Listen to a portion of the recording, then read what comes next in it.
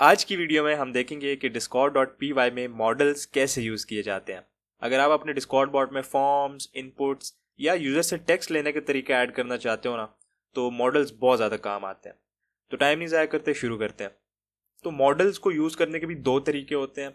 एक तो ये होता है कि आप मॉडल्स को अपने स्लैश कमांड्स के साथ यूज़ कर सकते हो, यानी जब भी कोई स्लैश कमांड यूज़ हो तो आप अपने मॉडल को साथ सेंड कर सकते हो। और दूसरा ये कि कोई अगर किसी बटन पे या ड्रॉप डाउन मेन्यू में किसी आइटम को सेलेक्ट करे ना, तो तब आप एक मॉडल को सेंड कर सकते हो।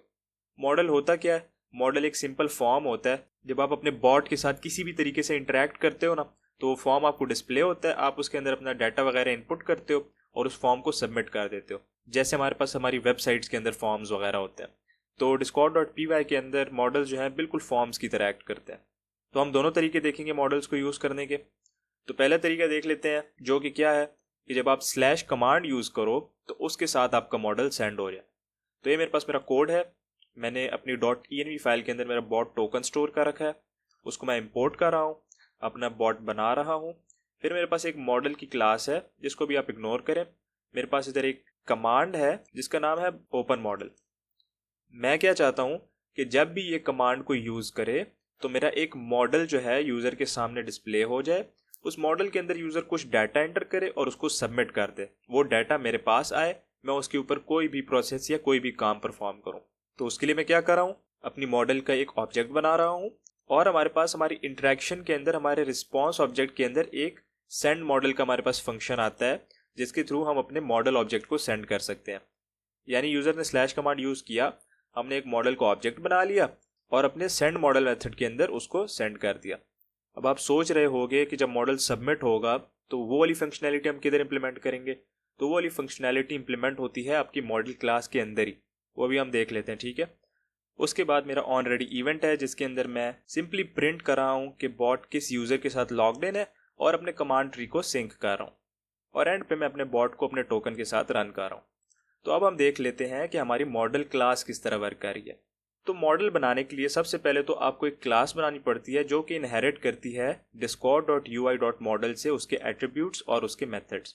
यानी अगर आपने मॉडल बनाना है तो आपको हमेशा इनहेरिट करवाना पड़ेगा discord.ui.model क्लास से।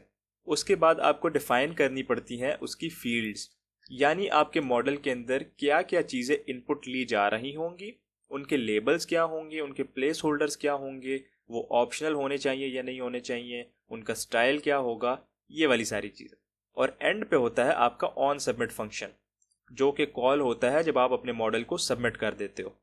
ये भी इंटरेक्शन बेस्ड एसिंक्रोनस फंक्शन है, यानी जब भी आपका मॉडल सबमिट होगा इसके अंदर एक इंटरेक्शन पैरामीटर पास होगा जिसको यूज़ करके आप इसका रिस्पॉन्स वगैरह सेंड कर सकते हो। तो इधर मेरे पास ये एक सिंपल सा स्लैश मॉडल है जिसके अंदर मैं क्या कर रहा हूँ, एक सिंपल इनपुट टेक्स्ट की फील्ड बना रहा हूँ। अब फील्ड बनाने के लिए आपको क्या करना पड़ता है, discord.ui के अंदर ये एक और क्लास होती है टेक्स्ट इनपुट, उसको यूज़ करना पड़ता है। और मोस्टली इसके अंदर टेक्स्ट इनपुट यूज़ हो रही होती है, इसके अलावा और कोई भी नहीं यूज़ होती, ठीक है। तो टेक्स्ट इनपुट को यूज़ करके आप किसी भी तरीके की फील्ड बना सकते हो। आप शॉर्ट टेक्स्ट की भी फील्ड बना सकते हो, आप लॉन्ग पैराग्राफ की भी फील्ड बना सकते हो, आपने इंटीजर या फ्लोटिंग पॉइंट इनपुट्स लेने हो उसके लिए भी आप फील्ड्स बना सकते हो। बस आपको बाद में अपनी वैल्यूज़ को टाइप कास्ट करना पड़ता है स्ट्रिंग से इंटीजर या फ्लोटिंग पॉइंट्स में। इसके अलावा अगर आप ऑप्शनल फील्ड्स बनाना चाहते हो तो वो भी बना सकते हो, आपकी अपनी मर्जी होती है। तो इधर मेरे पास हमारा इनपुट टेक्स्ट का एक फील्ड है जिसका लेबल क्या है, राइट समथिंग, यानी कुछ भी लिख दो। प्लेस होल्डर है उसका टाइप है, स्टाइल है उसका discord.textstyle.short, ये भी मैं अभी आपको बताता हूँ कि ये किस लिए होता है। और रिक्वायर्ड है ट्रू, जिसका मतलब क्या है कि जब तक इसके अंदर कोई डाटा इनपुट नहीं होगा तब तक हमारा फॉर्म सबमिट नहीं होगा। और उसके बाद मेरा ऑन सबमिट फंक्शन है जो कि क्या कर रहा है, हमारे इंटरेक्शन के थ्रू रिस्पॉन्स सेंड कर रहा है और उसके अंदर हमारी सारी फील्ड्स की वैल्यूज़ को दिखा रहा है। तो यानी अगर आपने अपनी किसी भी फील्ड की वैल्यू को एक्सेस करना हो तो उसके लिए आप क्या करोगे, फील्ड का नाम यूज़ करोगे और उसका एट्रीब्यूट डॉट वैल्यू यूज़ करोगे। तो मैं इस बॉट को एक बार रन करूँगा और डिस्कॉर्ड पे जाके अपना ओपन मॉडल का कमांड यूज़ करूँगा, तो आप देखोगे कि ये मुझे एक मॉडल सेंड कर देगा। अब हमारा लेबल क्या था, ये राइट समथिंग हमारा लेबल था। ये जो साथ स्टैरिक है ये रिप्रेजेंट कर रहा है कि ये रिक्वायर्ड फील्ड है, यानी जब तक मैं इसकी वैल्यू को इनपुट नहीं करूँगा तो ये सबमिट नहीं होगा। ये देखिए मुझे बोल रहा है कि ये फील्ड रिक्वायर्ड है, यानी जब तक कोई डाटा नहीं लिखोगे तब तक ये फॉर्म सबमिट नहीं होगा।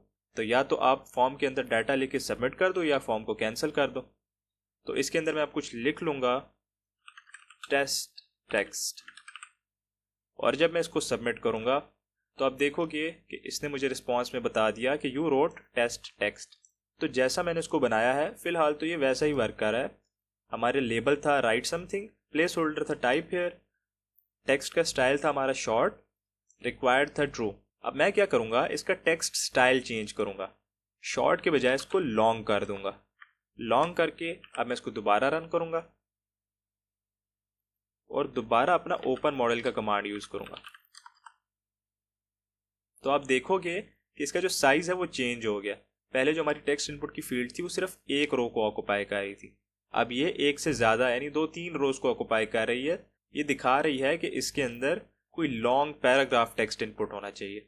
फ़र्क दोनों में कुछ भी नहीं है, बस शॉर्ट जो है वो एक सिंगल रो को रिप्रेजेंट करता है और लॉन्ग जो है वो थोड़ी ज़्यादा रोज को रिप्रेजेंट करता है। उसी तरह अगर मैं इसके अंदर भी कुछ भी डाटा एंटर करके इसको सबमिट करूँगा तो ये मुझे वही वाला टेस्ट दिखा देगा। अब इसके अंदर इसके अलावा और भी काफ़ी सारे पैरामीटर्स होते हैं जो आप सेंड कर सकते हो। जैसे हमारे पास मैक्स लेंथ का पैरामीटर है, उसके अंदर आप बता सकते हो कि कितने कैरेक्टर्स इसकी मैक्स लेंथ होनी चाहिए। इधर बता भी रहा है, वैसे नॉर्मली 1 से 4000 कैरेक्टर्स के दरमियान होना चाहिए, लेकिन आप इसको और भी ज़्यादा लिमिट कर सकते हो। तो मैं इसको कह देता हूँ 500 होनी चाहिए। इसके अलावा एक डिफ़ॉल्ट टेक्स्ट का पैरामीटर होता है जिसके अंदर आप डिफ़ॉल्ट टेक्स्ट बता सकते हो कि जब भी आपको फॉर्म शो हो तो उसके अंदर पहले से क्या इनपुट वैल्यूज़ प्लेस्ड हुई हो। तो हम लिख देते हैं टेस्ट। इसके अलावा मिनिमम लेंथ और मैक्सिमम लेंथ के पैरामीटर्स होते हैं। आप बता सकते हो कि भाई इसके कितने कैरेक्टर्स मिनिमम लेंथ होनी चाहिए। जैसे मैं कह देता हूँ भाई 5 कैरेक्टर्स होनी चाहिए मिनिमम लेंथ। तो इस तरह इसके सारे पैरामीटर्स होते हैं। जो भी पैरामीटर्स आपने यूज़ करने हैं वो यूज़ करें, बिल्कुल आपके केस सिनेरियो के ऊपर डिपेंड करता है कि आप बना क्या रहे हो। तो जो आप बना रहे हो उसके लिहाज से ही आपको पैरामीटर्स पास करने होते हैं या सेट करने होते हैं। इसके अलावा इसका एक रो पैरामीटर भी होता है मेरे ख्याल से, तो बाकी आप देख लेना, सही है। तो मैं इसको एक बार रन कर लेता हूँ और अब अगर मैं ओपन मॉडल कमांड यूज़ करूँ तो इसने मुझे एक एरर दे दिया है। एरर क्यों आया है मेरे पास? एरर मेरे पास इसलिए आया है क्योंकि मैंने इसकी मिनिमम लेंथ 5 सेट की है और डिफ़ॉल्ट के अंदर मैंने 4 कैरेक्टर्स इसको लेंथ दे दिया। तो मैं क्या करूँगा, टेस्ट के आगे कुछ और डमी वैल्यूज़ डाल दूंगा और इसको दोबारा रन करूँगा ताकि मुझे एरर ना दे। तो अब मैं अगर दोबारा कमांड यूज़ करूँ ओपन मॉडल तो अब ये रन हो रहा है, ठीक है। तो अब मैं इसको सबमिट भी कर सकता हूँ, कैंसिल भी कर सकता हूँ।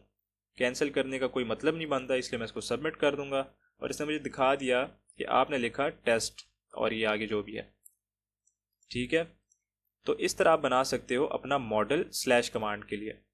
अब इधर आपकी एक फील्ड के बजाय काफ़ी सारी फील्ड्स हो सकती हैं। जैसे मैंने इधर एक बनाई है, मैं क्या करूँगा, इसी को कॉपी कर लूँगा, नीचे 2 बार कॉपी कर लूँगा, इनका नाम चेंज करके इनपुट टेक्स्ट 2 कर दूंगा और इधर 3 कर दूंगा। तो अब ये क्या करेगा, ये मुझे एक के बजाय 3 फील्ड शो करेगा। इन तीनों की इनपुट्स को मैं हैंडल कर सकता हूँ।